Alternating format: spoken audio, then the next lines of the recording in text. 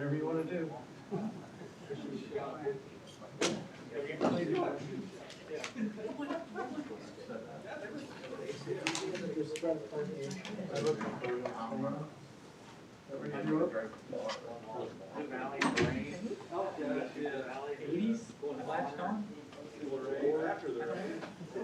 I don't know why.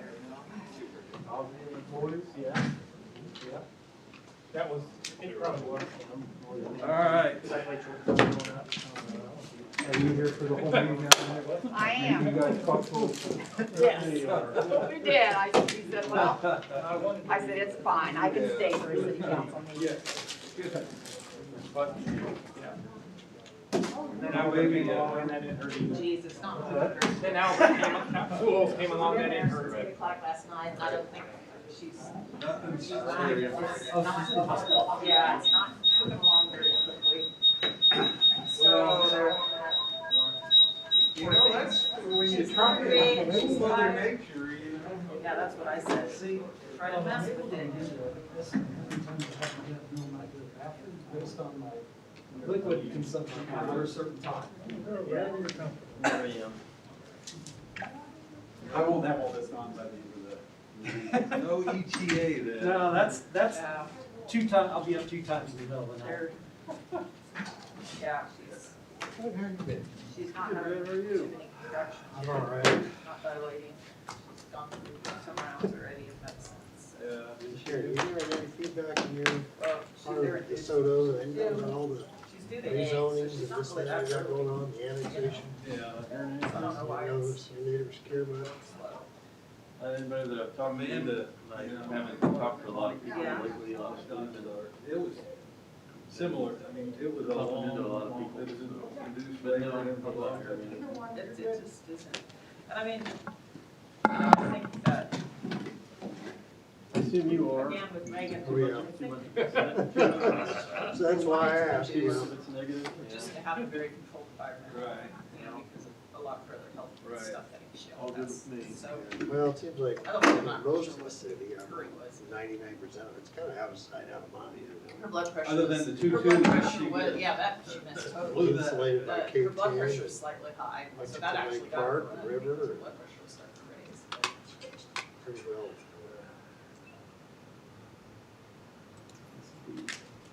So, yeah, they're just, there's definitely some stuff going on. hanging out out there. That Years, Congress, not a lot, no. Yeah, so I keep getting updates. Not big time. Kind of had some events going on earlier. It's kind of stopped the side play going on. Yep. Fort Megan was reading it too. yeah. Definitely. So they started an induction already? Yeah, they did the 8 o'clock last night. And it's still moving pretty slow. Your got theirs. Wow. Did they? Yeah. Where they put it in Wendy's? Our first one, they started on that. Late at night. Yeah, it's a steady, it's a slow process.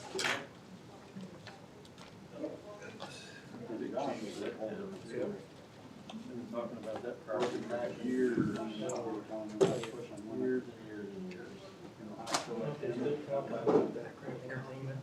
Nice job on dinner, Frank. Yeah, Mike. Yeah, Panera, it's always a hit. Later tag. Ah, yes, I Keith, got, look, I got it. What happened? Something loose? Something unplugged, yeah. Jay's messing with you. It's Jay messing with me. Yeah. I'm not smart enough to screw that up.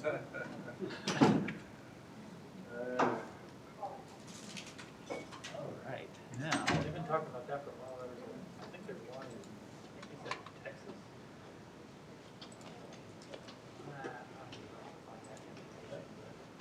I don't know why they take you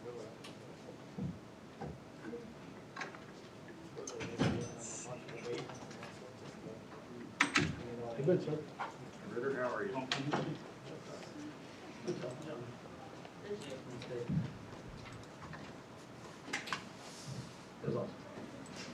all right. We're in business.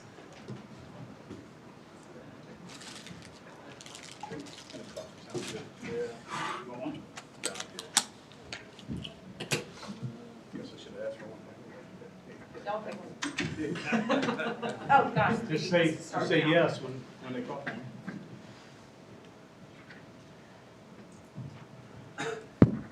Are we ready, Mike? Yes, ready. Technology ready? Yeah, the video is running, and I'm gonna start the recording now. YouTube ready? YouTube's going, yep. This conference will now be recorded. Yep, we're good. Okay.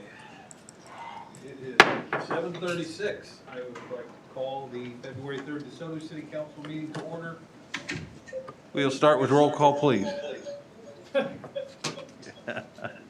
Brandon isn't in the room yet. Oh, sorry. Remember, it's that star. Hasn't he already done roll call?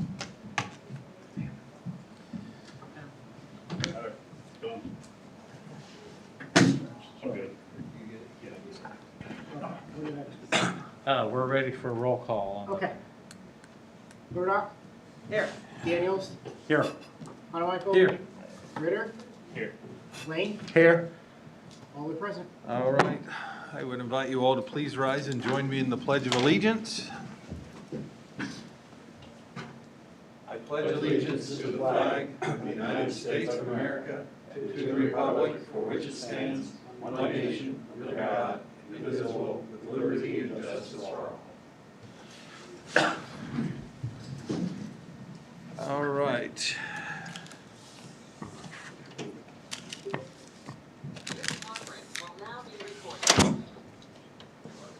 We're double recording.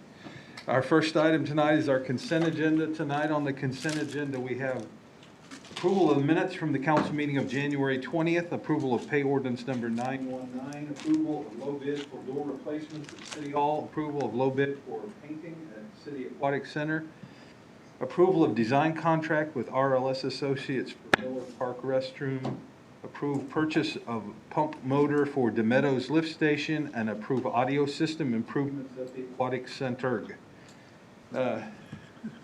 Anything anyone would like to have removed from the consent agenda?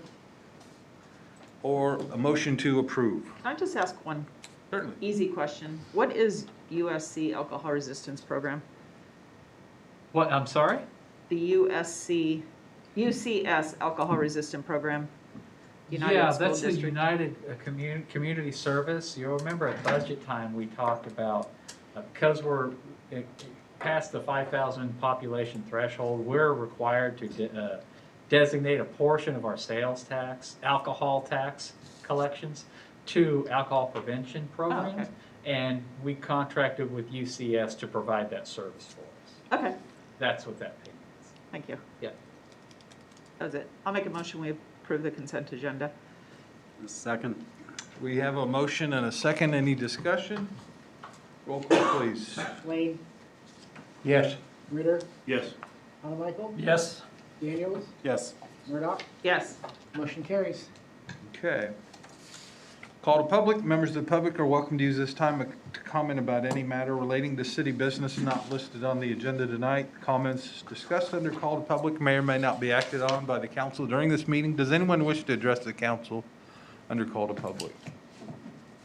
Is anyone online, Mike, to? No, it's just us here. Okay. Well, hold on. Yeah, there's just one other visitor online, and that's about the next business item. Okay. Rick, can I Certain. come up real quick? Yep. Sorry, I just thought about this. Linda Lane, 9355 Cedar Creek Road.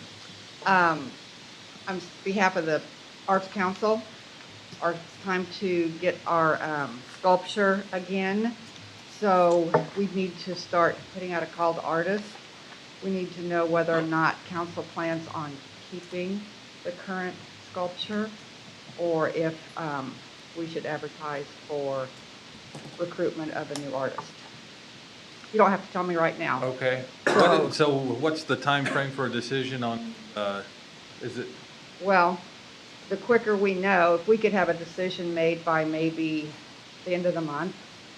Okay, If that so we would can be put this fine. on as a discussion item for the next meeting then? to- Yeah, we could. I think it was a year, isn't it a year lease, and at the end of that year? I think so, but we've got to put out, we have to put out a call to artists. Yeah, So it takes time to do that. we could certainly get it on the next agenda. So, that's kind of annoying. You're getting a little feedback. Okay, I think we got it. All right. So the plan, I thought, was this particular one would be on lease. So under my understanding, you'd automatically be sending out a new one, that a new piece of sculpture would be displayed, but we would need to get with the artist to decide if we came up with a cost on what he wants for it and whether the city wants to purchase it, is my understanding. Not whether this one is gonna stay on longer. Well, So it they was a have an year lease. agreement. When we signed up, we said it would be there leased for a year. Right. And then the city has the option of buying it at a predetermined cost that was worked out, and I don't have a copy of that. Okay, I need to get a didn't copy realize of we that. had the actual cost on that. So if we have the cost on that, then that can be brought it back, otherwise. we Yeah, have- we'll just bring it as a discussion Yeah. topic for the next meeting. Then But I we'll- do think you'd still be all right to send out your call for artists, because I thought it was meant to be a revolving every year, no matter what. It is. I just Okay. wanted to make sure that budgeting wise, we were okay with putting out a call to artists and getting somebody else to come in. And we really didn't discuss whether or not that was going to be a factor purchasing as far as the money allocated for new artists. And that's something else we want to talk about as our city continues to grow. Some municipalities have a 0.5% built into when new businesses come in, and that builds as an art fund. So that's something we might want to start thinking about doing with all the new growth we're going to be having. But that's all I have. Thank you. All right, thank you. All right. Item 3A, consider resolution 1066 granting limited special exception for Evergy from underground requirements of city right-of-way regulations. Mayor, I need to abstain from this. Okay. All right, the clerk would note that Councilman Ritter is leaving the meeting. So noted. Okay. Are you leading this off? Yes, council, just, we put this on as old business because, a while ago, we raised this issue with the council explaining that per our right-of-way regulations, any new infrastructure put in the city right-of-way, regardless of, you know, what the utilities, who it is, has to be put underground. And, so we initially prepared this exception after having discussions with Evergy, and talking to them about how this would slow up their project and sort of, getting the feedback from them that there was no way that they could afford to put this infrastructure underground. So, I emailed you this afternoon. I did have a telephone conference this morning with Merck, Evergy, and, obviously I was on the call, but it looks like there may be some progress toward having that power line along 91st Street underground, but there still is further discussion to be had with Merck and Evergy. So the resolution you have before you would simply create an exception for the main lines that are depicted in Exhibit A, other than along 91st Street. So we're excluding that for now, with the hope that maybe something can be worked out where that line could be placed underground. And we do have a couple representatives from Evergy that are on the meeting virtually, and I indicated to them that I would just tell you that they're available for any questions you have, but they don't have a presentation to make. Okay. With that, I'll stand for Okay. questions. Questions for Patrick or the representatives from Evergy?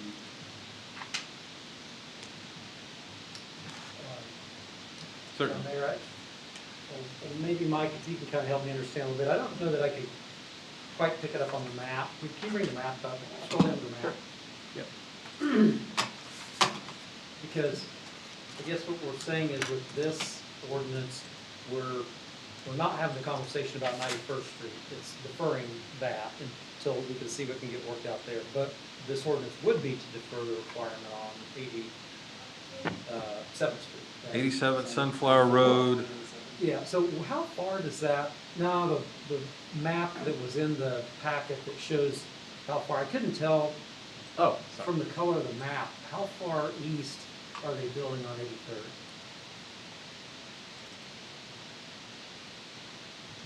And 87? I'm sorry, 87.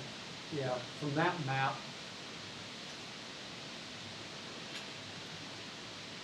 From Sunflower, are they only going to the eastern limit of Merck's property? So let me zoom in on this. That's what In here, and that's the turn on into the. yeah. So yeah, so it's the line stops. Yeah. Can you see where that Yeah, line okay, stops? so And- that is the end of the construction. It's not going on farther than. Yeah, And so it's terminating there at some facility? yeah. So Vince, I see you're online and unmuted. You have input here. Yes, these lines will connect with the existing overhead lines that we already have in place east of that point.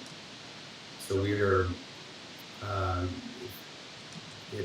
map is correct. It shows those circuits connecting, basically right there at the entrance to Merck, both on both roads. That's Merck's north campus, I guess, on 87th Street there. Right. And there's already overhead east of that location. Right.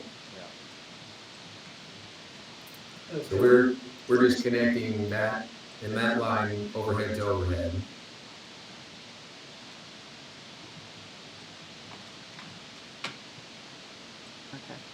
Okay, I wanted to make sure that I knew that was terminated, so that's the end of our exemption. And then I guess if we are going to exempt it,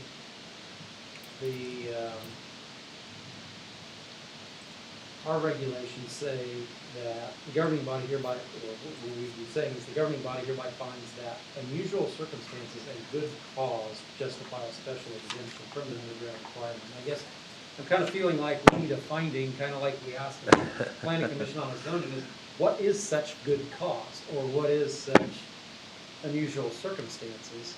You know, how are we determining that there is an unusual circumstance or a just cause in this situation? Other than they say it's expensive and will take longer. Well, I tried to reflect and that, I had a conference call different than today with Evergy to get at that issue, and I tried to reflect that in the resolution, but as I understand it, they generally, on main lines, that never goes underground. It is always above ground. And then, of course, the cost and potential delay of this project factored into that as well.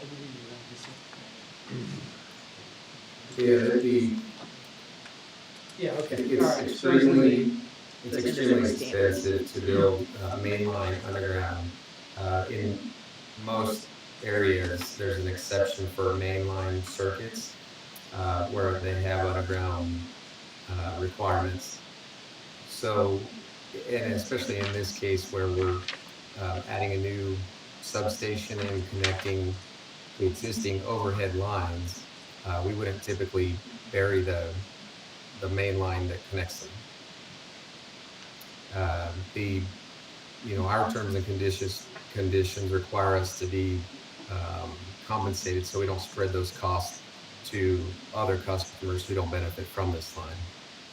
And so in such a case where an agreement may be able to be worked out in some form with Merck, that essentially the two under that section where it says to the expense associated with placing main lines underground could be mitigated in the 91st Street scenario such that we don't have to create an exception to our Correct. guidance as that one gets considered on its own.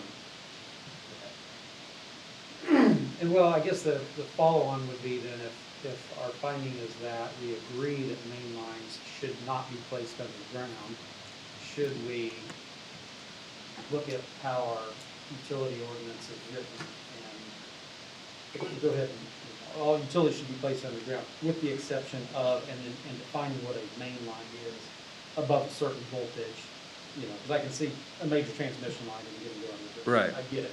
And we could get confronted with that kind of scenario. So it seems like we could have a rational understanding of electrical transmission above which we wouldn't require it in the future. My We would preference, be glad to, we would be glad to provide that language for you. Yeah, I'm certain you would, and I'm certain we could also find some corroborating expertise in the industry. Is this gonna require bigger poles and, higher capacity wires to go to the substation? Or is it the Yes. same? Ask your question again. I don't know if I heard the first part. Required a lot bigger poles than what's out there now, and that is the transmission lines are gonna be bigger and, have to be revamped anyway. We're not talking exceptionally big. We may be adding 5 feet at the most, 10 feet to the existing poles that you would see out there. These won't be your what we call transmission. These will be like 3-phase distribution poles, which typically, depending on what other issues are out there, but 50 foot at the most, 45 foot in most cases. The ordinance does say shall not exceed 65 feet height. Is that just an upper limit, or is that representative of this installation?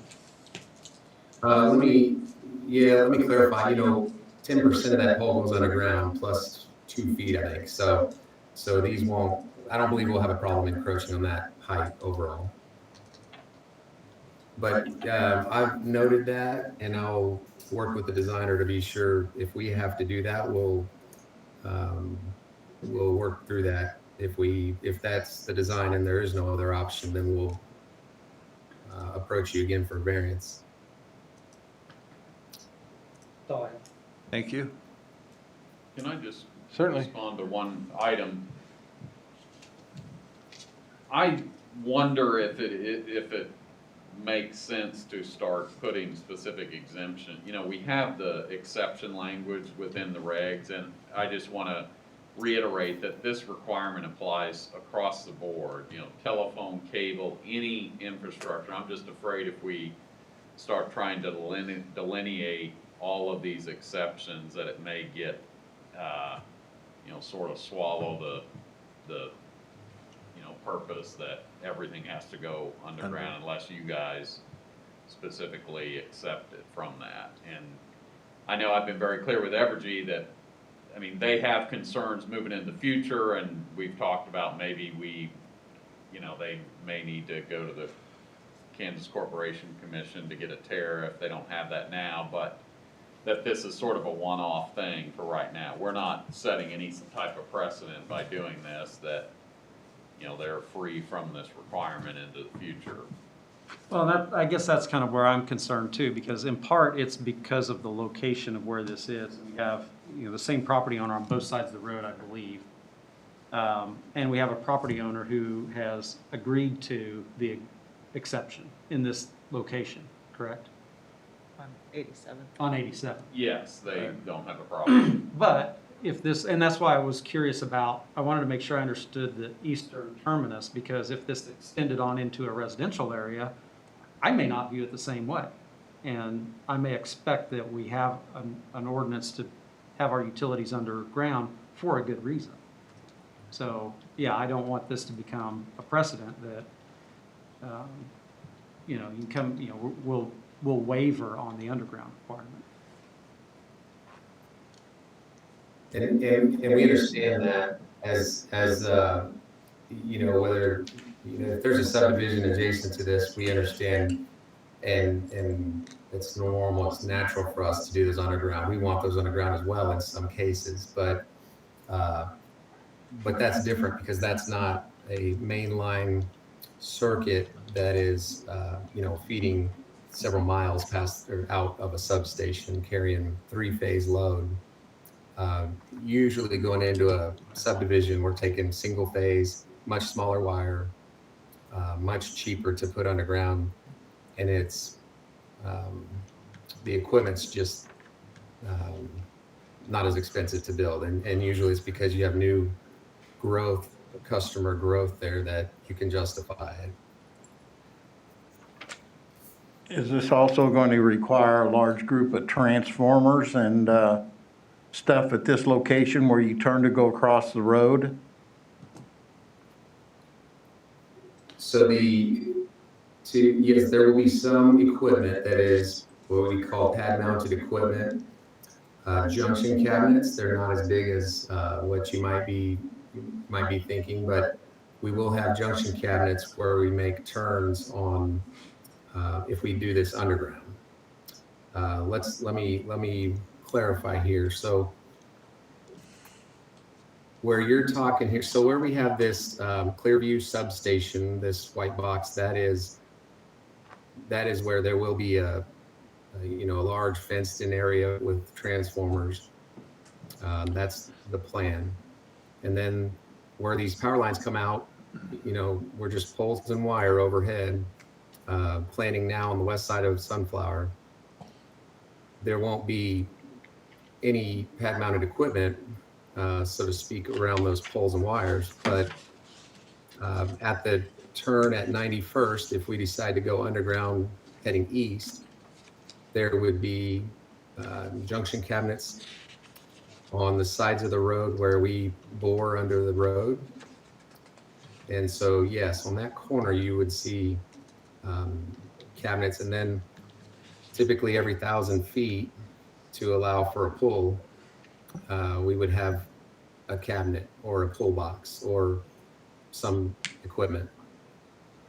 And that will, what we're doing is trying to work out a deal with Merck and understanding where they want, where they have plans to grow. If they have any of those plans, then we'll strategically place those so we don't have to put more in the future. Go ahead. Can I ask one more question, Mayor? So, and I know the 91st Street alignment's out of the question, but could it be that run follows along the K10 right away rather than the 91st Street right away? It needs to connect, I think, to.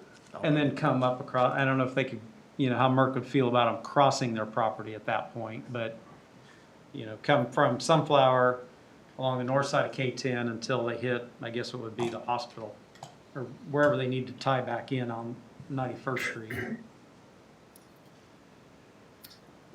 We can discuss that. So what the thing with putting this underground is we're going to need easement probably from Merck, so it's likely it's going to be on Merck's property, not on the highway right away. No, I know you wouldn't be able to get in the highway right away. I'm just saying on that side of the property rather than along 91st Street. Yes, I understand what you mean. On the south edge of that Parcel. that Merck property, instead of on the road. Yeah. And then, so the only issue is we have to connect to existing overhead lines that dead end basically right there at their entrance now. Yeah. And so we'd be crossing right in the middle of their property, possibly through who knows what their plan is for that property. So that would be something we can discuss with them. I think that's one of the, ultimately, depending on the agreement we make, they're gonna have a lot of latitude on where we put these lines. So. Okay. Because, I guess as that one comes up, that's one where I would like to not see it cluttered up. I can understand Merck's view, especially since we built, the new road along there and keeping that as clean as we can. That's all. Okay, anything else? A couple quick questions. Are the current overhead lines on Sunflower on the east or west side of Sunflower? West side. They're currently on the west side? Yeah, I'm double checking, but that's what I saw just when I did my research. So they go over the park entrance currently? Yes. Okay. And this is less for them and more, is the west side of Sunflower in our jurisdiction? The city limit goes to the east right-of-way line of Sunflower. Okay, so the west side's really county? Yeah, technically it is. Currently, that's right. So really, what we're talking about as a council would be 87th Street only then? Yeah, let me pull up the city limits. I'm pretty sure that's right.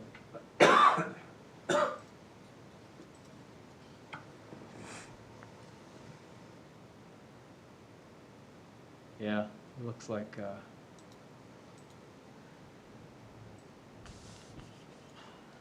Because this new substation is in the county also. Yes, right. yeah. So really, for the sake of our ordinance, we're really only talking The resolution. would only 87th apply to Street. 87th. They said more just a technicality of, Well, that's a good one, because, yeah, I would wanna adjust the resolution so we're not granting something outside the city jurisdiction. Right. So, I mean, you could do that tonight, since it's a resolution, you can just direct staff to make that change, or I could bring the resolution back the next meeting.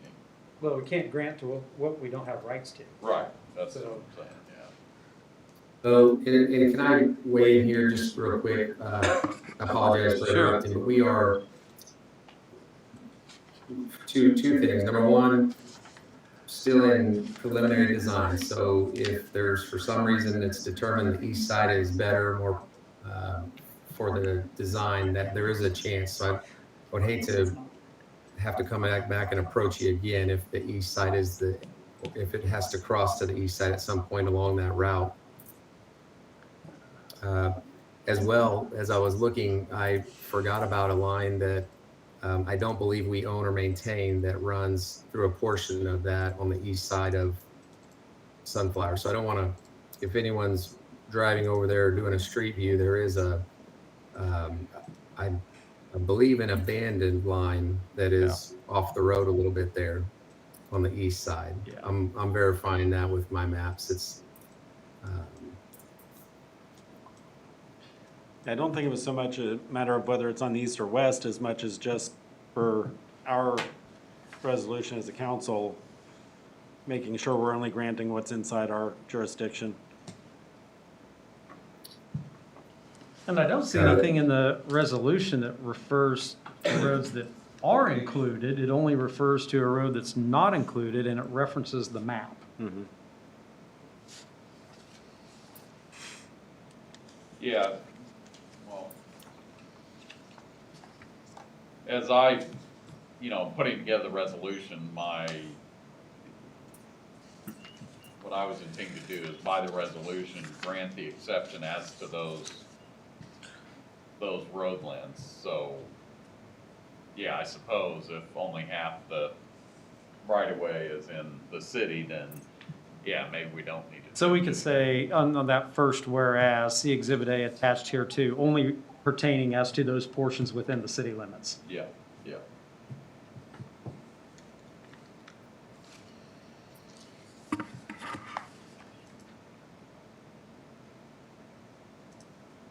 Okay, anything else? So, I'll make a motion to approve Resolution 1066 with an edit to the first, what do you call that whereas? the third paragraph, or? No, I'm going to reference that Exhibit A in the very first paragraph. Patrick, is that the first paragraph? Okay. With an edit to the first paragraph, in parentheses, to say, see Exhibit A attached thereto, and only as applicable to that portion that is within the city limits of the city of DeSoto. Close parenthesis. Second.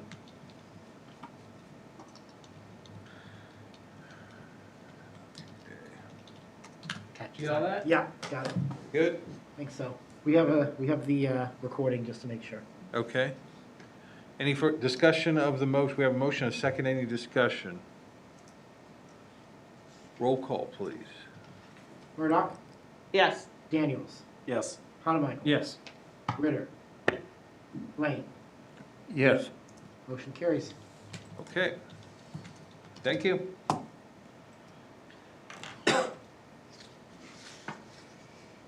Where's Kevin? Is he back? I'll go grab him. All right.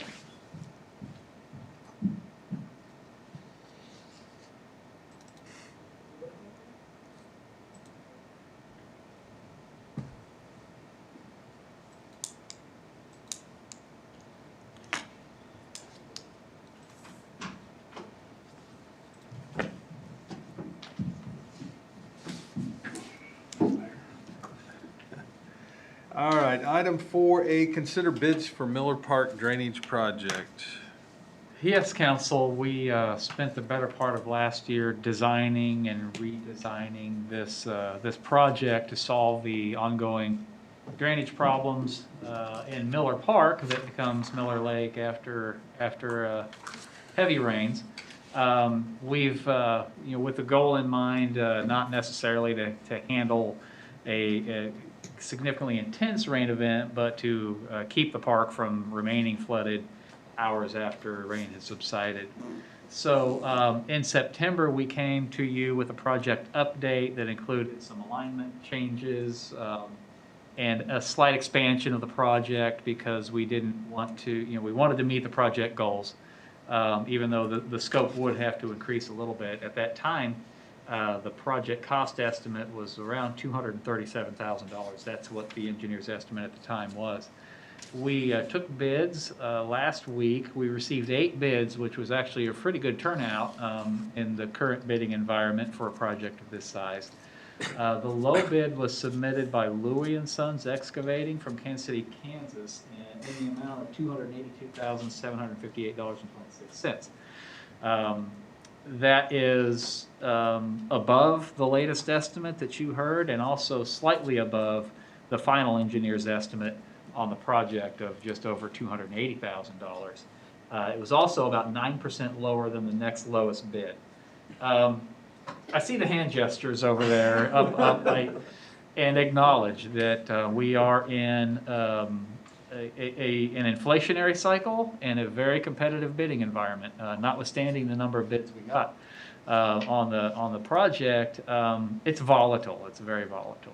And so, although we know that the scope increase, as we discussed in September, contributed to this, it also contributed, contractors, their costs for materials are increasing, their labor costs are increasing. So what we did is I had the engineering firm take a look at because there was a 9% spread in the low to the next low, and we looked at the bid tabulations, and they're all included in the staff report. But we identified these 4 items where the low bid was significantly different from the average of the other 7. And you can see these here. Mobilization really was a pretty significant factor, as was the storm sewer under the asphalt and engineered air parking lot. Just as a way of kind of quantifying where the differences lie. The other differences were less, they were a little bit lower on most things actually, but not significantly. So we have had a conversation with Louie and Sons Excavating for a couple of reasons. So first of all, they've never done work for us, and the engineer wasn't all that familiar with them. So we had a conversation about the nature of the bid, and they expressed optimism and surety that they were able to stand by their bid and complete the project in a workmanlike manner. And they also gave us several references from other municipalities, and we heard glowing reports from the other municipalities that have done work that they've done work for recently.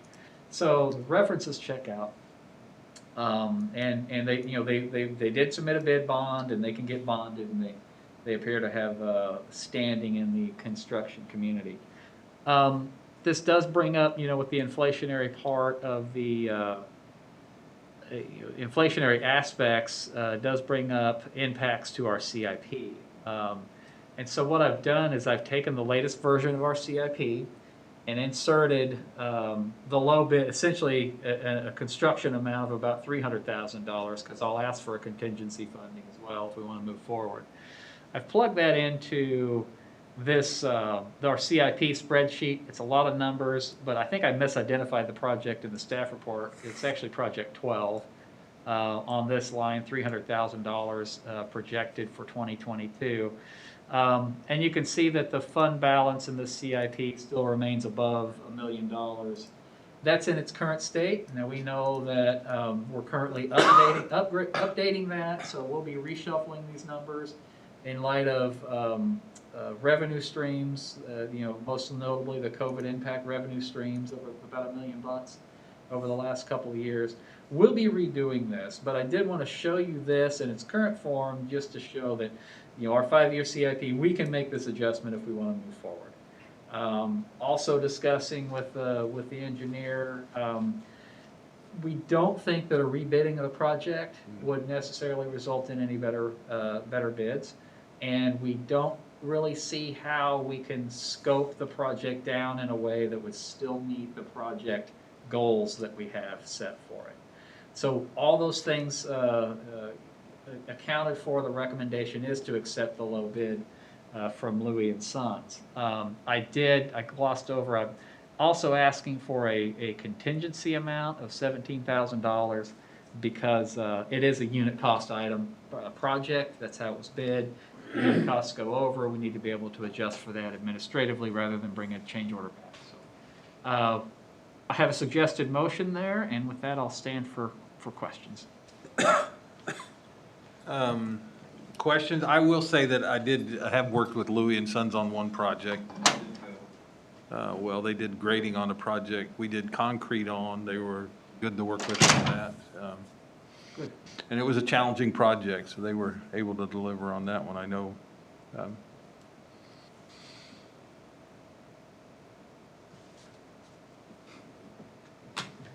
Any questions from council? Someone want to make a motion? Sure. I'll make a motion, we accept the bid for the Miller Park Drainage Project from Louis and Sons Excavating of Kansas City, Kansas, and the total amount of $282,758.26 to authorize the mayor to execute the necessary contract documents for the project and authorize a contingency allocated from the Capital Improvements Fund of $17,000. I'll second that. We have a motion and a second. Any discussion of the motion? Roll call, please. Bonamichael, Yes. Daniels, Yes. Murdoch, Yes. Ritter, Yes. Lane. Yes. Motion carries. Thank you. Item B, consider ordinance 2530 annexing 10-acre parcel at 95th and Waverly into the city. All right, thank you, Mayor and Council. What you have before you is another annexation request. They seem to be happening somewhat regularly along 95th Street. As you know, we've had several here recently, and I do think the trend is going to continue as some of these sort of piano keys of 10-acre lots get filled in along 95th Street. The Yost Living Trust has asked to be annexed in. It is owned by John and Sarah Yost. Actually, what they'd like to do is split the tract, and then one of their children is going to also build a house on it, so they ultimately have two 5-acre tracts. I have checked their layout, and it will conform to our subdivision regulations. Also, based on our last rezoning request, I did check with Johnson County, make sure there weren't any outstanding actions or issues surrounding this property. They indicated there was none. So at this point, everything checks out with this property. I do have the lot split application in front of me, but obviously can't approve it until it has been accepted into the city of DeSoto. So with that, I will stand for any questions that you may have. Questions for Brad on the annexation? And I'll also explain to them, they will have to rezone to an appropriate DeSoto category as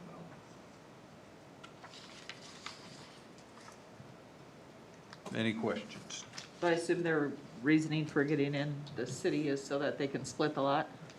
Yes, yes, and also, I'm getting a little bit of minutia, but there's been some soil tests on that side, on that site, and Cameron is willing to work with them on some more is economic options for a septic system versus Johnson County's. They're fairly rigid on their rules with their septic requirements. What's the county minimum lot size? 10 10 acres. Yeah, that's what I thought. Well, you can't have less than that, but then you have to go through a full subdivision. Right. There's one south on Waverly, actually, are in the county, but you have to have paved roads and all that. So you can't go down to 2 acres, but as far as an individual lot like this, it's 10. Any other questions? I'll make a motion that we approve the annexation of 9.8 acres for the Yost Living Trust property tax ID number 3P46000000000001. Yep, that's it. And I will second that. All right, we have a motion and a second. Any discussion? Roll call, please. Lane, Yes.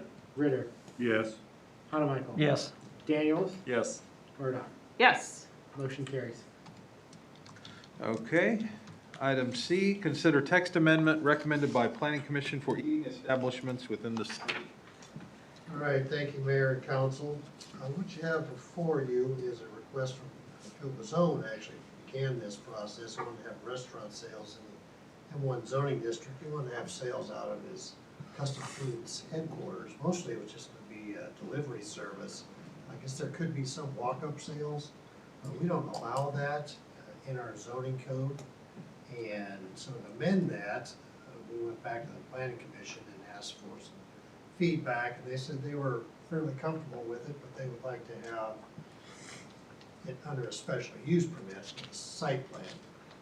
One of the questions that came up was, well, how do you have a site plan inside of a building, but we would actually have the architect actually draw up where the kitchen and all those type of things would be, where the customers would come and go, where the drive-through lane might potentially be. So we would address those under sort of a modified look at our site plan. Typically, the site plan is just exterior elements, but we would be getting into some of the interior analysis of how this may work. Also, upon looking at our code, I found that there were several sort of inconsistencies. Chart references several categories, 7221, 7222, that no longer exist. Also, Johnson County has changed its food service requirement less than 50% of alcohol sales, which our code also addresses. So that alcohol stipulation no longer exists. So 722410 should be modified to show the current statutes. Now this is where things get a little bit tricky. This is when I noticed this project, I just said we're going to look at the M1 district only. And as I started looking at the table in our city code, I noticed all these other inconsistencies. And when we went to the Planning Commission, when I went to the Planning Commission with my staff report, I wanted them to fix all these items. However, and now back to sort of our discussion tonight, where we have to start being more diligent with our actual words and actions. I went back, I reread my notice, and I talked to Patrick, and said, well, we can only bring to you for formal action the discussion of the M1 district, because that's what was in the public notice for the Planning Commission, even though the Planning Commission did take up looking at the other categories in the M1 district. So at this point, you really have two options. You can accept the recommendation from the Planning Commission, which is to allow restaurant sales with adding code 722511, restaurants and other eating places, and 72225513, limited service restaurants with a special use permit. Or you can send this item back to the Planning Commission and have them evaluate all the categories. And I have renoticed it just in case. That is your option. That then the Planning Commission can bring a recommendation back to you all and clean up all these items at one time. So you've got an option to take care of Joe Bazone's request tonight, or you can send it back to the Planning Commission and have them just revise the entire table, which really needs to be done because we have some areas within the zoning code that, those categories they don't exist under the NAICS description of businesses and services that we use to reference our zoning development table. So with that, that's where we're kind of at. I don't know, Patrick, if you got anything you might want to add to. Yeah, just to mention that, I apologize, but I did not prepare an ordinance for you to adopt what Brad just described. If you want to go that route, I would just ask you direct staff to bring back an ordinance at the next meeting to implement just the revision for the M1 district, since that's what was noticed. Or as Brad mentioned, send the matter back to the planning commission. Yeah, I guess if there's one thing, I guess when this was brought up to you, Mayor, I guess Joe was always fairly fired up about moving forward with this. I've not heard a peep from him at all at any level on what's going on with this, and I don't know, Mike, if you've heard anything recently, but at this point, there doesn't seem to be any particular urgency to act on the M1 only discussion, but. I just want to clarify, so if we act in this manner, he would have to submit a site plan for his existing kitchen to do like DoorDash sales or someone to carry out of that That is correct. Yeah, restaurant, I mean. Yeah, it would, that's what the planning commission recommended, it would be a special, you'd have to go back for a special use permit. But he could sell out of a mobile food truck without any, I mean. He could do that right mean, now. So, I don't know.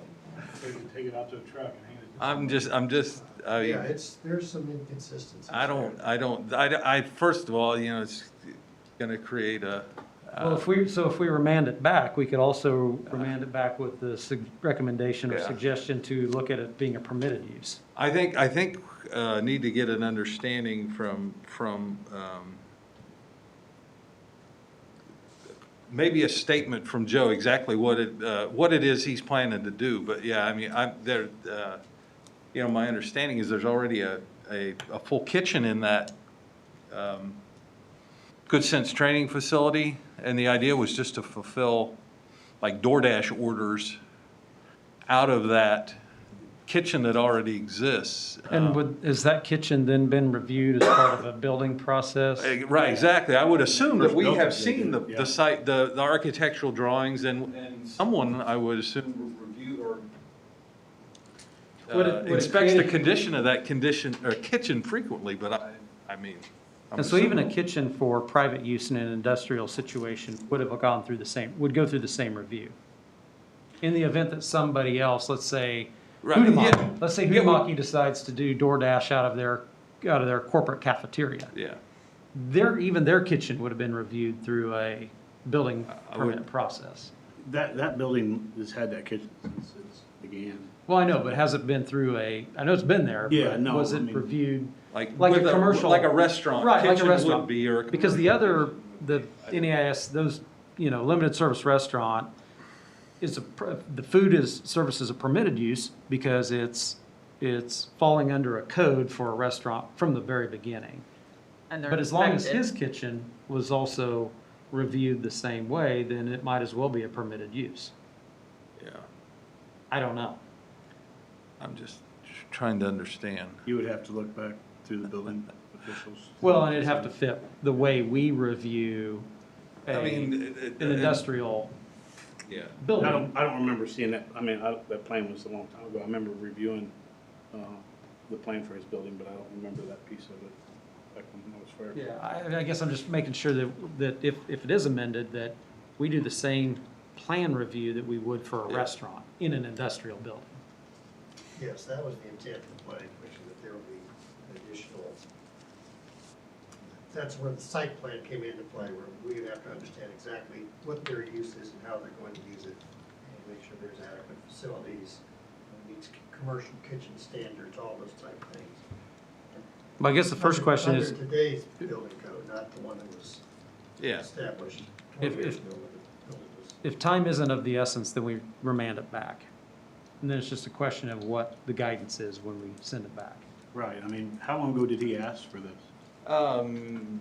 late December. I mean, Yeah, that's us. And we made no effort to call him before the meeting to see if he had any urgencies about waiting. I mean, he typically has some comments. well, I mean, you know, it's just to his needs that are what he's planning. yeah. Um, And probably in Joe's mind, he explained them well enough to me that but clearly I didn't convey everything that he, I know that it started to be prematurely advertised on social media that they were gonna do that, and we had them Yeah. take it back down until Right. they had the Right, they ducks were- in order, so I mean, Cause if it goes back, sounds how like many they're, months is it sounds gonna like be they're before it comes ready back to here? go. Yeah, and I will add that our recommendation to the planning commission was to allow by permitted use. They felt that the special use permit was the way to go, so that's what we've carried forward. So there is some additional discussion that we would have on the permitted use versus the special use permit as well.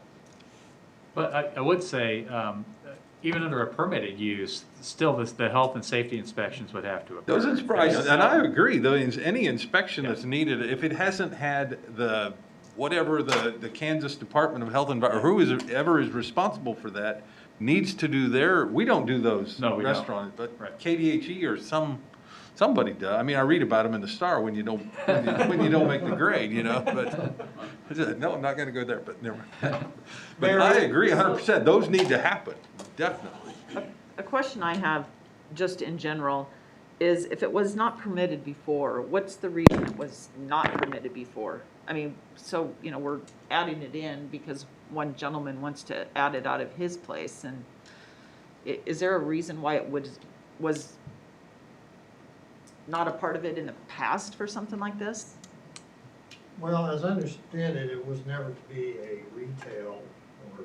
I think the I'm question talking is. about the zoning Right. itself, Yeah. not Why his place, but M1 in Seems general. like, I don't know that there was a particular discussion around that, but I think in general, retail types of activities are generally not allowed in industrial zones, and that's probably about the end of it. That's probably about the end of the discussion that went in, and now we're changing, there's all sorts of these just commercial, just like storefront kitchens. Yeah, ghost kitchens, right. Yeah, you can order from a lot of different food delivery services. They're becoming common in urban areas. But And that could be what this would evolve into. That Yeah. It might, Well, and things like DoorDash and Instacart have changed some of where that possibility exists now that didn't before. Absolutely. Right. yeah, from the same kitchen, you could order Panda Express or Chili's or On the Border from the same kitchen. I think that's kind of his bigger vision is that. That might be. So I guess my questioning of asking that is, if it wasn't permitted before, there was a reason for it. If we're gonna change it now, I mean, I get that this is all happening, I get times are changing. I guess my thought is do we need to go through and look at other, and I guess that's what you're doing with the C1 and 2, is it, do we want to do it in other areas? So, if we're gonna allow something for Joe, I don't have a problem with that because of what he wants done. And if it's a hurry to get it done, but I also think that we should go back through the planning commission and, have a good reason to make changes and look at all of them so that, as changes are coming about and we have more multi-use developments happening everywhere, that all of our zoning allows what's going on and where it's at. And just a prime example was when my pharmacy was in the Commerce Park there, I was allowed an exemption to be able to be in there because it was a retail pharmacy, but we did not collect sales tax on prescriptions, and that's how we were able to be in there. Huh. But let's say another retail wants to go in there, that's not a setting where a retail could go, or a restaurant wanted to go into that area there. That's a zoning issue, but it's also limiting, what you can put in those, what are now more of a mixed-use type thing instead of, as your cities change and develop, the zoning isn't always gonna catch up with it. And so this type of changes for something like food or retail, but just thinking not just about food, but other things, when it comes to some of these areas that we threw out there as one zoning, and not everything actually fits in that, as far as what could go in and what they could rent those spaces from. Yeah, and I will add this, at some point, our code somewhere changed, because the Pizza Hut actually is zoned M1. That Minute Mart, they sell food out of there, I mean, that's zoned M1. They have special use permits. So somewhere in this whole mix of regulations, everything changed, and when the table was adopted, somehow that option was no longer available. So I guess that's why I started looking at this whole thing, like, we need to kind of clean this whole thing up. And I think also, case in point, we talked about planning commission, all this developable land that will likely, a lot the M1 in the Sunflower area, somebody might open a kitchen for their employees. Well, can they allow other workers in that area to go over to their kitchen and get their food? And it doesn't really, it's not clear in our code whether we would be able to allow that. So there's just a lot of sort of moving parts that we're trying to clean up here. But I think the discussion and direction I've got tonight is going to be real helpful. We need to talk to the planning commission about as we move forward. Well, Mayor, as far as the matter at hand, what's your recommendation? I think I would say we need to ask the planning commission to look at it. For me, it's more of a bigger, it's not just Joe. I know Joe brought it up, but then it started to go off my head. You know, it's these ghost kitchens. It's these places that they are kitchens, but they don't have a sit-down area, and they're selling, you know, and they are commonly located in similar locations. And if we don't have the means to deal with them effectively, then we will have to deal with them on the fly. It's kind of like we are now. So we might as well, I agree, more of a comprehensive look than just we're looking at Joe. I agree 100%. So, but I just know that a conversation with Joe about having to have him do a site plan to on an existing kitchen in his building is. So you would recommend that we remand this to planning commission and ask them to relook at the option to have it as a permitted use. Right, for the limited service restaurant option. Okay. I guess one thing also, and Mike and I kind of discussed this a little bit, we can come up with our own sort of line item that would allow specifically for ghost kitchens. I don't know if we'll call it that. Yeah, right, whatever it would be. And that's where I thought we were headed, was more of a text amendment that defined kind of this use that would be added to our zoning. So another question, could a larger corporation that comes in, Merck, whoever, put a cafeteria for their own employees in and sell food to them at this point, or is that not allowed? They could do that under their own, through their own employees, but it cannot Okay. be a retail Okay. sort of sales Yeah. operation. Yeah, sort of that, a self-service or, self-contained internal cafeteria is a permitted function. But those sites can have food trucks deliver on, right? They can. That's what it's like. All right. Which is a common practice in a lot of. Well, again, it's a new common practice. I Right. mean, how many years has it really been big? Is, 5, 6, I mean, it goes back further than that, but really big hasn't been except for, and we've tried to change our policies and make it adaptable. So, I mean, it's just like anything else. Everything is changing, and we have to Yeah. just learn where in our policies things need to adapt and change. I mean, where these came from to start with was probably kind of a generic template somewhere. I would assume it's not every city has the same. So, we start figuring out what works for DeSoto, and, with promoting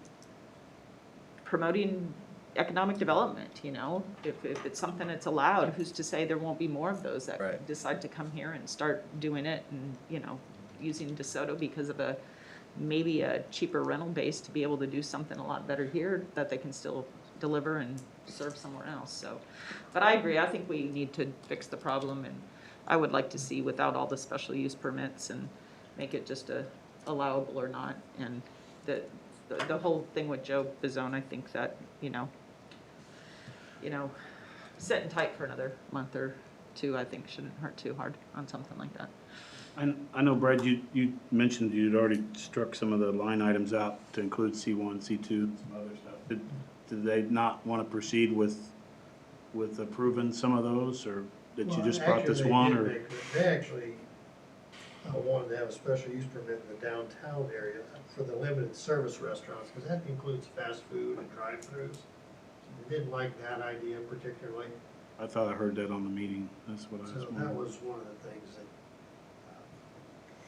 Okay, I think they need to revisit that as well. Not that, and once again, we could strike out items in there too, where we could come up with our own fast food drive-through category. They'll make some of those changes. thank you for that. Mayor, I'm with Lori, I think I'd like to see, I would hate to postpone his project if that's what we're doing, but I'd like to see it cleaned up. We need to do It's it not right. Permit required and things like that, and I hope he appreciates that. Yeah. Well, I'll make a motion. Mike, could you scroll back to where that recommendation was? Because I don't have it up on my screen. Right, bye. I'll make a motion to remain this item back to the Planning Commission with the direction to study the accommodation and food service categories in the C1, C2, and M1 district, along with a request to reconsider that the accommodation and food service within the M1 be considered as a permitted use and bring back a revised recommendation for all three districts. I'll second that motion. We have a motion and a second. Any discussion? Roll call, please. I only have one question. Okay, go ahead. Brad, will that cover your light industrial that you were just discussing? Yes. Okay, thank you. Okay, roll call, please. Murdoch, Yes. Daniels, Yes. Hanamichael. Yes. Ritter, Yes. Lane, Yes. motion carries. Okay. Consider oh, that's why you're here, right? Consider proposals for stage cover structure. Yes, council, let me introduce Doug Pickert, who's been helping us with stage cover design concepts several years ago, and then more recently, the effort to get the project, get some proposals to provide and construct the shelter as well. I did provide some details in the staff report. Long story short, with lead times the way they are right now, it doesn't look likely that we will be able to construct the shelter in time for the summer events that'll happen this year, which was a disappointment. And then also the bids, we were only able to receive 2. I know we worked hard to get a third this week and couldn't get that bid. The lowest bidder is significantly higher than the last estimate that we saw, which was around $160,000. Lowest bidder now is almost $235,000. I'll go ahead and let Doug take it from there then, if you will, Doug. Sure. All right. Well, thank you, Mayor. Thank you, Council. So there are 2 issues really to discuss. One being the timing aspect of it, and the other, obviously, the cost. I'll begin with the timing aspect of it. It's not lost on me that my slowness or delay in getting these proposals pulled together into you probably contributed to not being able to meet this summer's deadline, and I feel very poorly about that and do apologize greatly, and I won't be invoicing any services for that because that's not good service. The cost part of it is something a little bit more out of my control. Those initial estimates were based on numbers that I received from AFCO themselves, who is the low bidder on the formal proposals that you have in front of you. They told me previously that they estimated $110,000 for the shelter structure itself and $30,000 for the installation. Even including, and I did on that prior estimate, I included costs for footings and some site work as well. So using those numbers, we should have been about 170, 175. So that last 50,000 really can only be attributed to our bid environment. I contacted AFCO and asked them on the schedule and on the cost to confirm that those were the best that could be done, and those were the the factors. And they did check with CoverWorks, the company that produces those shelters, and they said, yeah, that's our steel supply timing is essentially what's driving that schedule from this point going forward. And they didn't feel like there was really much of any chance at all that that would be accelerated. The cost increase was very significant and surprising to me, since I was basing my prior estimate on their numbers, but clearly their numbers that they're getting from the steel shelter manufacturers are dramatically higher than what they were not all that long ago. So that's kind of where that stands. There are some thoughts that I have that could look at reducing the cost for this. May not be desirable, but we have a 50 by 50 square over a 40-foot diameter stage. Okay, and I'm really taking us way back to the beginning, but very, very broadly speaking, that 50 footprint over the 40-foot diameter stage was really what was needed to get the structure out far enough away from the stage that when you got into the late afternoon hours, you would get some benefit for shade on that structure. So that's kind of what drove that. Realistically, the back side, the northeast side, if you will, that structure could pull in. We could do this a little shorter because that shade obviously coming from the west is casting quite a long shadow to the east. So there's probably more structure on the back side of it than we have to have, so we could look at that. The other option would be to actually just make the whole structure smaller down to probably like 44 by 44, which doesn't sound like much, but in terms of the volume and amount of steel, that could be a significant cost. The downside to that is, of course, the initial shade value of that is going to be diminished because it's not stretching out farther away from the edge of the stage. But on that behalf, with the new trees, the new grove of trees down there to the west, northwest, as those continue to grow and come in, that lower sun angle certainly, would hope within the next 4 or 5 years will become much less of an issue. So a smaller footprint that's really just providing sort of the bad weather, the rain cover for equipment, and also for just regular picnicking use on that, because I think that's the intent, is that we would have picnic tables underneath there day to day so that folks could use that. But if the weather's inclement, we would still have good cover for that type of weather.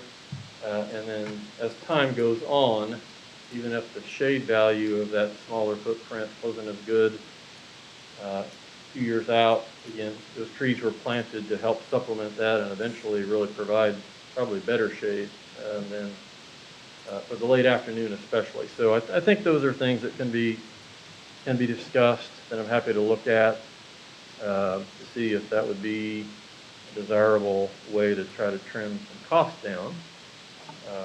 So with that, questions and any questions you might have of me or any other insight. I should mention, I think it was in the report, I did reach out to 5 companies that I worked with in the past.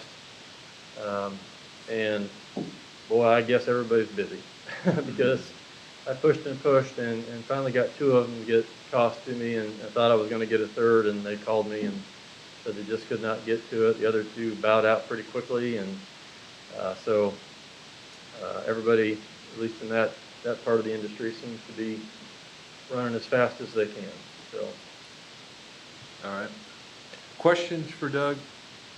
I have one. Doug, that front mesh stuff behind there, is it built to support like any type of lighting that we might have provided for other concerts down there before, like rack? It would be still enough to put some lights up there, but our discussion was that lighting needs are so unique that they might really prefer to bring their own stands, put them up there. But if there's a desire to put some permanent lighting up there, I think that can be done. I just didn't know if there was if you'd engineered or had a weight limit that might be already engineered to hang from. So I was just asking. Yeah, that wasn't part of the calculations for the design of this, but they're spanning 50 feet. So I'm pretty sure they can hold up some lights. Yeah, no, it's they're pretty stout structure, just to span that distance, to try not have as few obstructions as possible. So if we circle back to ask him, I don't think it's gonna change much in terms of the structure itself or the cost. Simple, thank you. Yeah.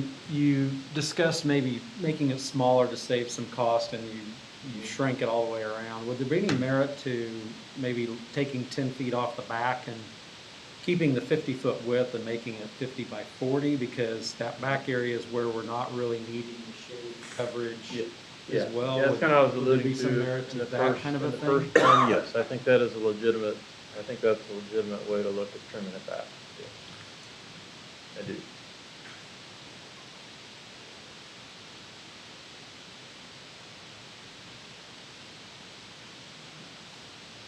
Lori, did you have something? Not really. You know, I want to see something out there, but the cost is quite high, especially since we're still, I think, trying to figure out where we're coming up with money from. Right.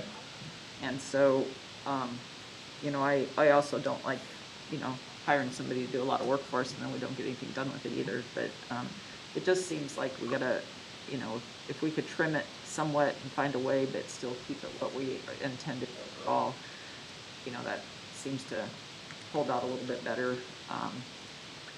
So I'm just a little leery of spending that kind of money on it. I don't, you know. Well, to that end then, if we're already past this season, should we take a little time now and kind of rethink our alternatives rather than trying to make a decision off of just what's right in front of us? Would that make sense? So. Because it's both a funding source and a structure question. Yeah. Yeah, some of the new funding that's gonna roll out for stuff, would we have some grants or anything that we could possibly? Or have we still looked at sponsorship? I need to get busy with sponsorship. Yeah. I don't know if there grants may be there. It's just who's got time to write the grant application. There's spark money that's coming up that this could be. I mean, you just have to find the right grant that's gonna cover a shelter house in a park. I mean, there's lots of grants that you hear about all the time, but they're more infrastructure type related, and this is like that. There's, you know, the one that did the trail around Lawrence, you know, that might help with trail grants we have, but I don't know that it would be something like this. So, you know, I think that, again, our sponsorship type thing or naming rights of this thing would be the direction to go. Yeah. But, you know, that's a lot, we gotta work at that too, which I isn't know. a problem to do. I think we can do it. It's just, it's gonna take a little time, and so. I don't know of any specific grants to get too excited about. I could certainly do some more checking on that. One I'm most familiar with is Land and Water Conservation Grant, and for a project this small, probably wouldn't pan out particularly beneficial to go through the trouble trying to get that. So kicks in some additional wage rates, and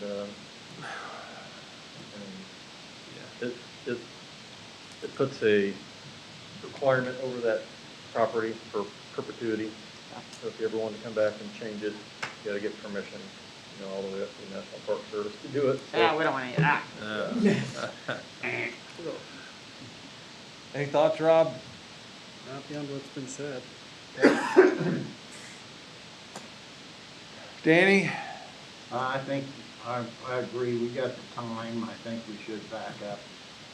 Since we don't have the funding, I think Ward is right on about that. And I think Kevin, the way Kevin mentioned that, I think we got the time on our side and Okay. rethink it. So the lead time for the structure is what, 8 weeks? What? 26 to 30 weeks. 26 to 30 weeks, so I'm assuming, I didn't talk specifically, but I'm assuming that that just getting the structure manufactured, because they're waiting for steel. Yeah. Getting delivered is probably at least 20 to 22 weeks of that. Once they show up, it won't take them, it won't take them but a couple of weeks to put it up. To install, right, so. Yeah, assuming that, they're here ahead of time to get the footings ready, but the actual construction, fabrication of the structure on site is not gonna be a long-term process. I'm just trying to back up, so, I mean, we would want to be, with that being 6 to 7 months, right? Right. I would wanna Right. turn it right around and. Like right now, I mean, Yeah. we say we're not in a hurry, but I mean, yeah, we are. Yeah. Well, yeah, if we don't make a decision soon, it's gonna be another, because then you run into Right. the timing that you can do everything. We need to bid it like in August or whatever, so that we could turn somebody loose the 1st of September, so that it could be delivered by, By spring. By March. by March. By March. Sounds about right. Yeah, 'cause So- now, it's not gonna be till fall. Right. And, which there's nothing wrong with that, if that's what we choose, it's just. Yeah, no, I agree. It's a matter, I mean, yeah. I'm wholeheartedly for the project. Yeah.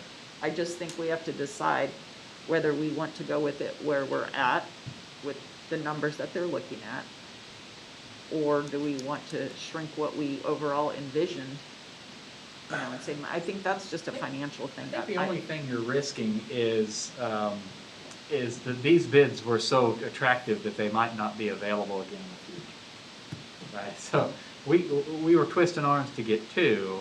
I mean, it's volatile. It could be that in 3-4 months from now, we'll easily get 4. I don't know. I don't know. But Yeah. I think with only getting 2 bids and the high dollar amount of these bids, I think the chances that we're missing an opportunity to get it cheap here are not very, that's not a terrible concern here. Really, the only thing you'd lose by a delay right now. Does that make sense? No. You're not making. Well, the only thing you're losing by not accepting these bids is you're taking a chance that this bid is very That's what we're attractive gonna and get. very cheap, and you won't be able to get the project done for the same amount later.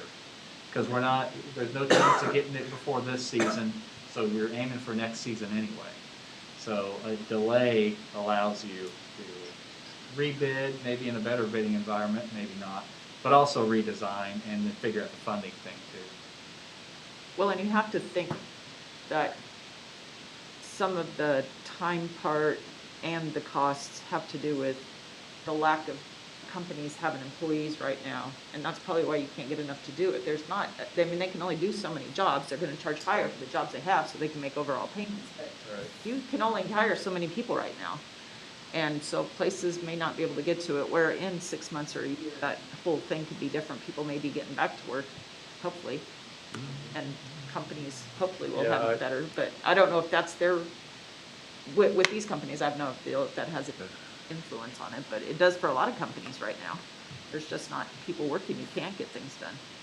We just need to get it tied in with some big steel building project with this piece of it, That would help. That would Just get it definitely help. tagged on. That would definitely help, yes. We just all start scavenging for. You just build it out of the scrap. We can go scrapping and put it all together and see what we get. I think what I'm hearing is, we're still excited about the project. We're not excited about the price and maybe a little bit of value engineering to look at the design and then me getting off my duff and getting some sponsorship lined up. I'm happy to have a look at those options and All right. circle back. Certainly. Sorry, it's not better news tonight, but Yeah. that's what it is, unfortunately. Thank you, Doug. You're welcome. We got enough direction now? Yeah, I think that's All fine. right. Yeah, thank you. Item E, discuss sales tax referendum. This is Brandon's item, I believe. Good evening, Mayor and Council. Currently, the city has in place a 3/4 cent sales tax for capital improvements, streets, water, and sewer projects. The sales tax generates approximately $600,000 annually. The sales tax was established in 2000 2002 and renewed in 2012 for an additional 2 years. That sales tax is deposited in the debt service fund along with 4 mills of property tax to pay for the outstanding debt related to capital projects. In late December, the city was notified that the city's 3/4 cent sales tax is set to expire or sunset in June of 2022. Due to timing issues with the elections office in the state of Kansas, the city will be required to allow the sales tax to expire for the 3rd quarter of 2022. However, as you can see on page 2 of the agenda items submitted, there's a healthy fund balance in the debt service fund. There's a healthy fund balance in the projected fund balance for 2022. And the extended timeline will allow council to have a policy discussion on this matter. The sales tax revenue is used to pay debt service on projects such as the water plant upgrades and the 91st Street extension. On page 2 of the agenda item, I outlined 3 scenarios that show the financial impact of the sales tax. The first 2 scenarios, the fund balance grows significantly from 2025 to 2027. This is largely due to the city paying off its debt. However, we anticipate future debt issuance will reduce that fund balance. The third scenario outlines the impacts if the city allows the sales tax to sunset without a renewal or a ballot measure fails. Currently, the combined sales tax in DeSoto is 9.73. The numbers are outlined on the agenda item, but DeSoto's personal portion is 1.75. Scenario 1 is the baseline, and it shows the continuing sales tax at its current rate while maintaining the 4 mills of property taxes. As you can see, the fund balance remains healthy through 2023 and increases through 2024. And again, the spike in 2025 through 2027 is largely due to debt falling off the books. Scenario 2 is like scenario 1. However, it keeps the 4 mills of property tax, and the 3/4 cent sales tax is renewed after a 3-month gap in revenue following the third quarter of 2022. As you can see from the chart, we're not expecting any significant long-term financial impact on the fund balance due to the brief sunsetting of the sales tax. Scenario 3 would be if the voters did not approve the renewal of the sales tax, or if City Council decided not to renew the sales tax. In order to keep the fund solvent, the city would need to add 2.5 mills. It would go from 4 mills to 6.5 mills. And even then, as you will see in the chart, the fund balance is significantly lower than the first 2 scenarios. On page 3, I've outlined a brief timeline for a June 21st mail-in election. In speaking with the elections commissioner in Johnson County, he recommended the date because it would not impact the state's requirement to freeze voter registration running up to the August 2nd primary election. Just for context, by state law, voters must declare their party affiliation for the primary no later than June 1st. The county elections office expects there to be a significant change in voter registration files between now and June 1st, and any interruption of that could cause interruptions and what they deem to be kind of unnecessary turmoil. An election held in between now and June 1st would freeze the voting records in DeSoto and make it impossible for any residents to switch party affiliation. Additionally, the June 21st timeline would allow council to have a policy discussion on the sales tax. In the timeline in the chart, council would need to approve an ordinance with ballot language no later than March 17th. The next day, we would send off the executed ordinance to the elections office, and ballots would be mailed starting May 31st. There would be an informational session held at sessions held at City Hall and posts on social media about the elections, and all ballots would be due to the elections office no later than June 21st. Assuming the measure passes, the city would resume receiving the 3/4 cent sales tax at the beginning of the 4th quarter of 2022 or October 1st. One final consideration is the Trails Bond Referendum discussed at the December 16th City Council meeting. Just as an update, the city will seek updated cost estimates from an on-call engineer and will pursue grant opportunities for the trails. Staff is looking for direction on how to proceed. I've listed out 3 options on the report. The first being directing staff to draft an ordinance for the renewal of the 3/4 cent sales tax. The second being directing staff to research alternative scenarios, including the reduction of the sales tax or other revenue sources. And the third being to allow the sales tax to sunset and realign city resources. So with that, I would encourage any discussion, and I'll answer any questions.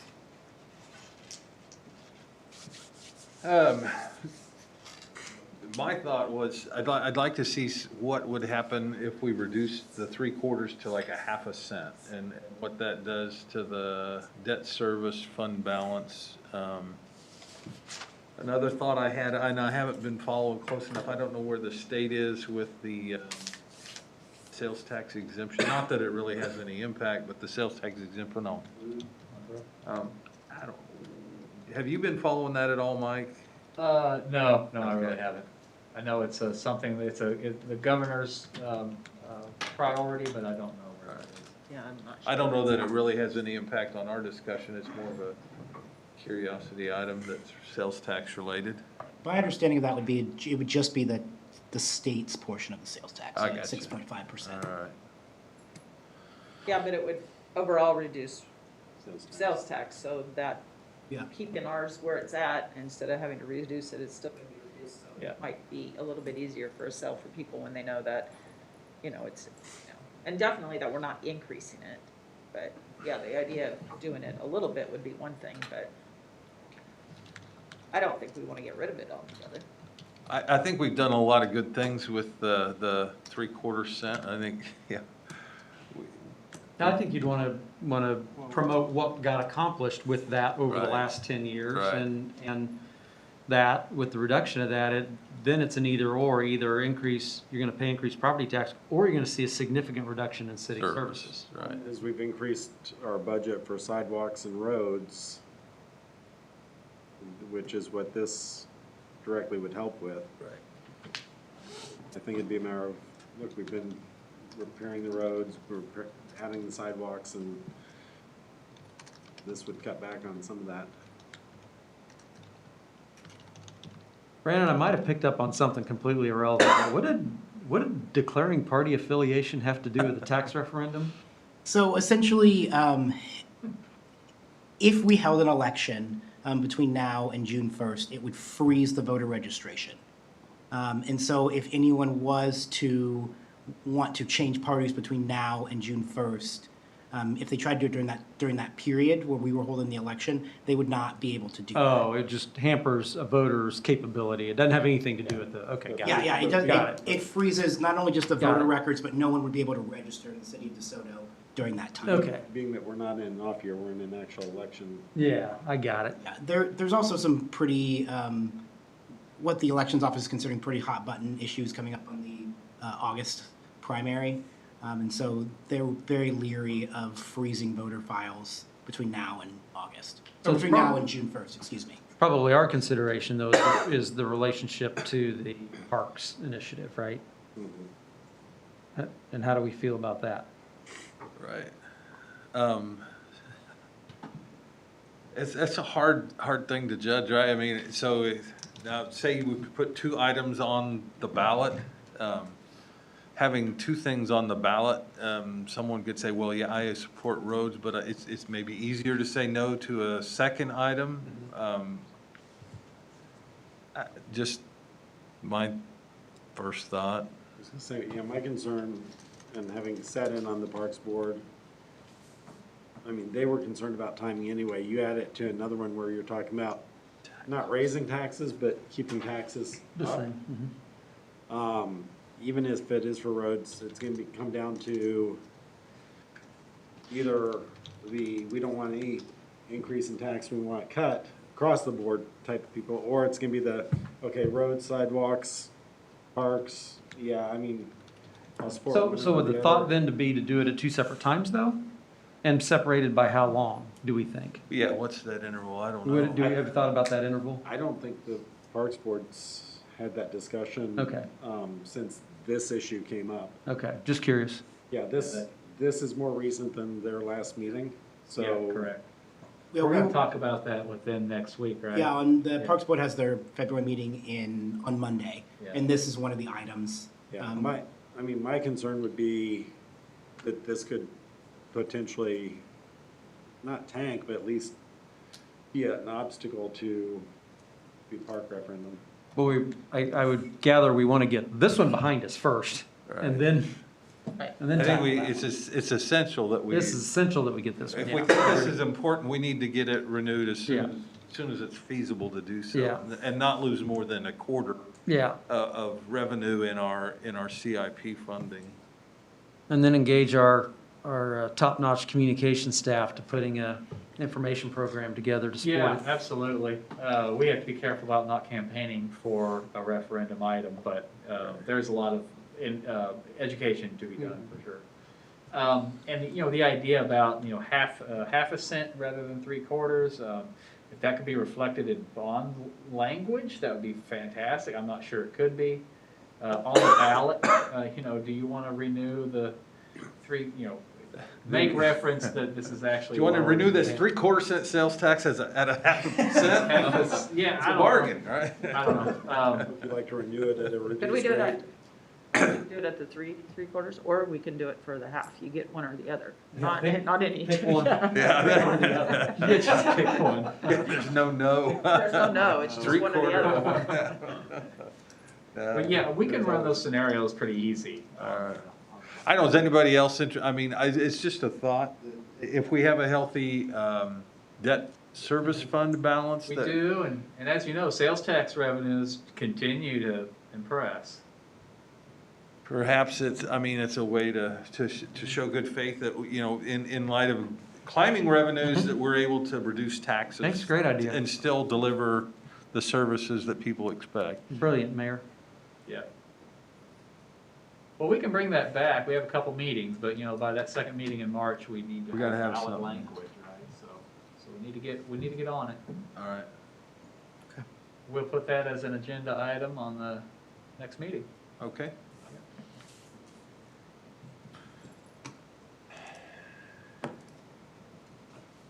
Our next item is an executive session, which we do not have, right? Correct? So we will go to advisory reports, city administrator, sorry. Yeah, actually, I was called the mayor this He morning. was the mayor for a half hour today.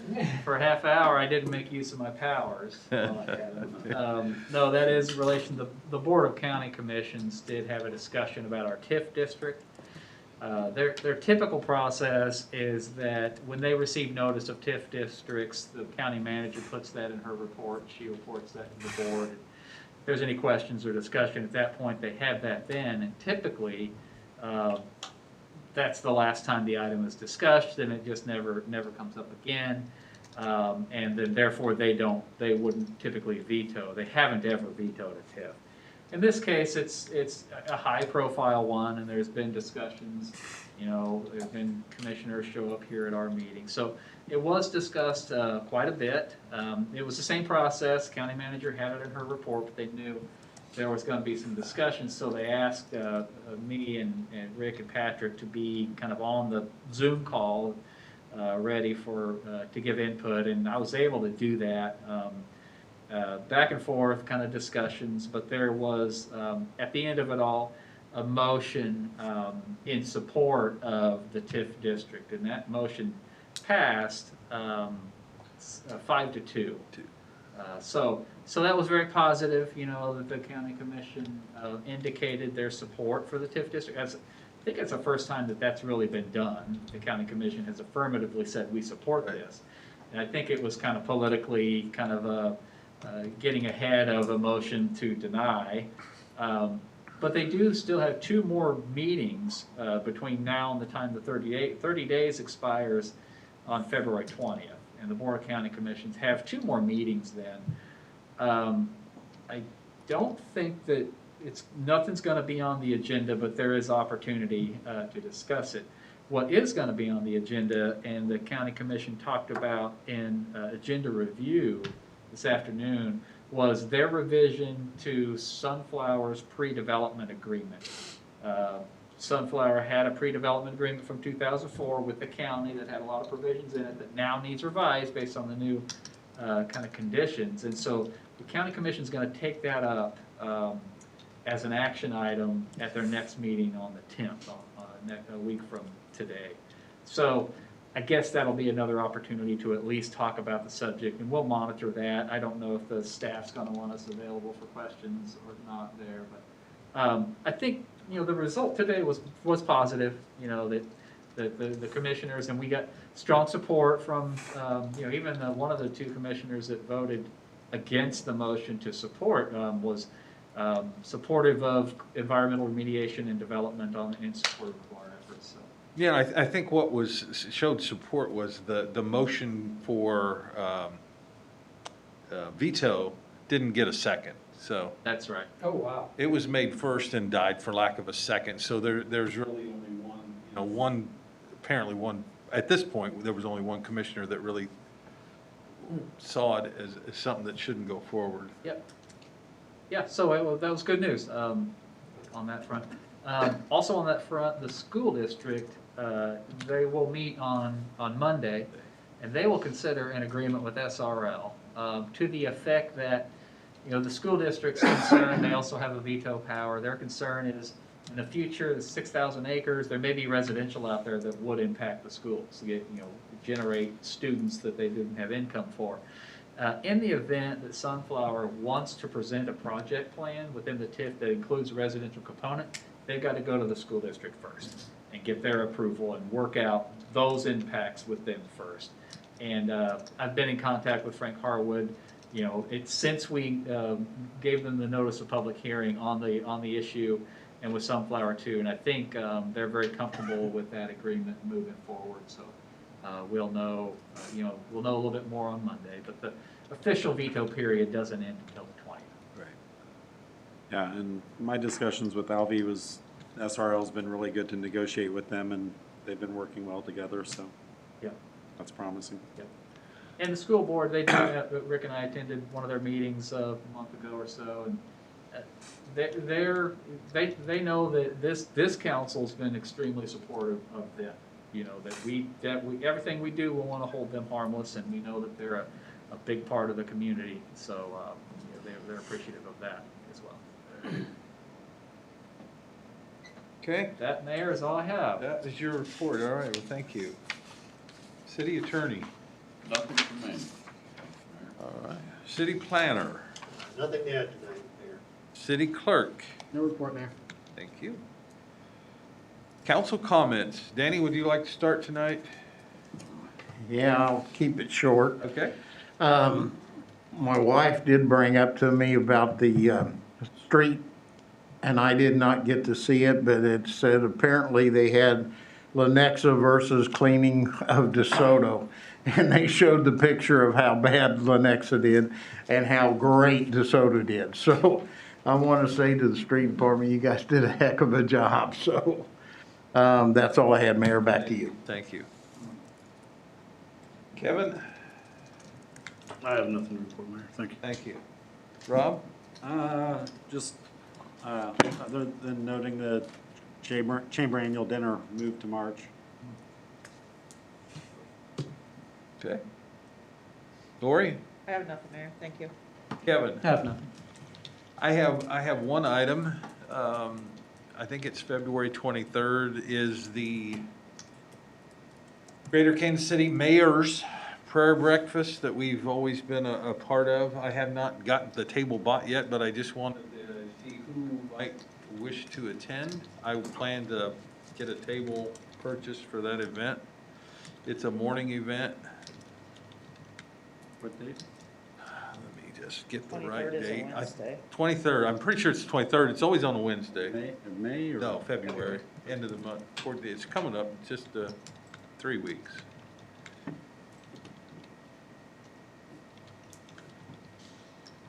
And I may forward you the email, Brandon, if you could go ahead and buy the table for me, I'd appreciate it. Yeah, take care of it. So you might be interested. All right. I'm very full, Mayor. All right, well, if you are able, can fit that into your schedule, just send me an email, and I'd like to get that table filled up soon. Doug, you're welcome to come, if you are open on the 23rd in the morning. I'll check. All right.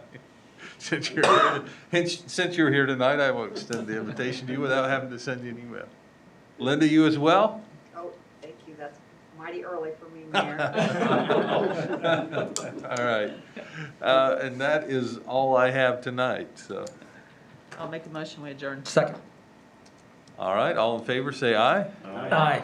Opposed? All right, we're adjourned, thank you. This conference is no longer being recorded. I'll send you the.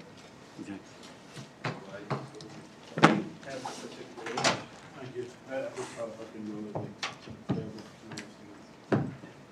We'll pray for you.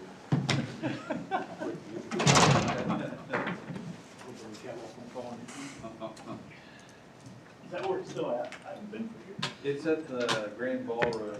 Did you ever try that barbecue? I did, it was good. I like the spiciness. It's still sitting in the,